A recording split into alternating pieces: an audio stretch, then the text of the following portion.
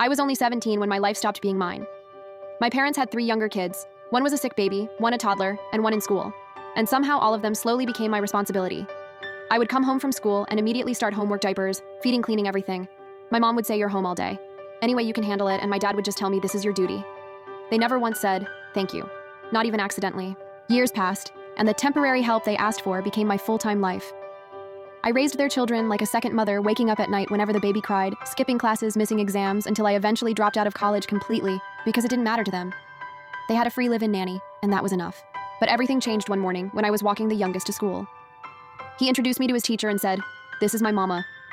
Something inside me cracked. My own childhood had been taken from me, and now even my identity was being rewritten as their substitute parent. I went home shaken and exhausted and told my mother I'm moving to Alaska. She laughed in my face and said, "Where will you go? How will you survive? Who will take care of us?" She didn't ask how I felt. She didn't ask why I was hurting. She only cared about losing her unpaid caregiver. That was the moment I realized they never saw me as their daughter, just as their solution. I told them I had already applied for a seasonal job in Alaska and gotten housing. My dad got angry and called me selfish. I looked him in the eyes and said, "No, the selfish ones are the people who use their daughter until she stopped being a child." They went silent because they knew it was true. The next day, my phone was full of messages begging me to stay, promising they'd help, apologizing for everything. But I was done. My heart was too heavy and I had given too many years away. At the airport, breathing the cold air, I felt something I hadn't felt in years. Freedom. Sometimes the only way to save your life is to walk away from the people who keep taking pieces of it.